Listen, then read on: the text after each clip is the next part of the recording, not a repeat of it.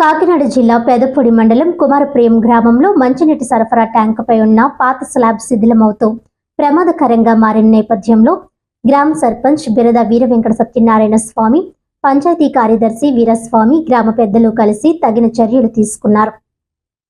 ఈ సందర్భంగా మండల అభివృద్ధి అధికారి కొవ్వూరు నరేందర్ రెడ్డిని కలవడంతో కొత్తగా బదిలీపై వచ్చిన ఆర్డబ్ల్యూఎస్ ఇంజనీర్ శివాజీ ద్వారా 3 లక్షల గ్రాంట్ మంజూరు చేయించడమైంది.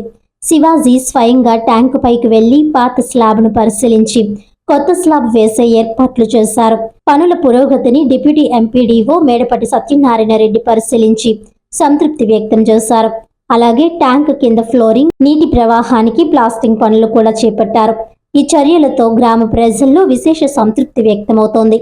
సురక్షితమైన త్రాగునీరు అందించేందుకు నిధుల కొరత ఉండదని డిప్యూటీ ఎంపీడీఓ స్పష్టం చేశారు.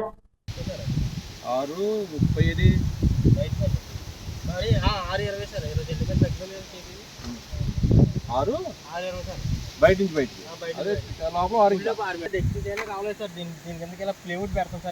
పెట్టి స్లాబ్ వేసి ముందు పెట్టు. సైడ్ వల్ల లీక్ లేదు ఎక్కడనే బాబు ఏం లేదు కదా, అక్కడ నుంచి కార్యం లేదు కదా ఎక్కడనే. ఈ సైడ్ వల్ల అందరికీ నమస్కారం అండి. మనకి పెదపూడి మండలంలో కుమారపురం గ్రామంలో వాటర్ ట్యాంక్ పై స్లాబ్లు మొత్తం కూడా పాడైపోయి ఉన్నాయి. ఇది మరి గ్రామ పంచాయతీ వారు, అలాగే మన సర్పంచ్ బిరద వీరవెంకట సత్యనారాయణ, పంచాయతీ కార్యదర్శి స్వామి గారు కూడా మరి మండలంలో ఎంపీడీఓ గారు చెప్పడం జరిగింది. తర్వాత మన ఆర్డబ్ల్యూజీ శివాజీ గారు వచ్చిన వెంటనే ఫస్ట్ వర్క్ కింద ఈ కుమారపురం స్లాబులు పైన అంతా కూడా కొత్త స్లాబులు వేయటం, కిందేమో ఫ్లోరింగ్ చేయటం, ఇవన్నీ కూడా మొదలు పెట్టించారు. మరి మంచినీళ్ళకి అధిక ప్రాధాన్యత ఇవ్వడంలో మన మండలం ఎప్పుడు కూడా ముందుంటుంది. ఇవాళ పై ట్యాంక్ పైకి వర్క్ ఎలా ఉందో చూడటం కూడా జరిగింది. చాలా బ్రహ్మాండంగా చేస్తున్నారు.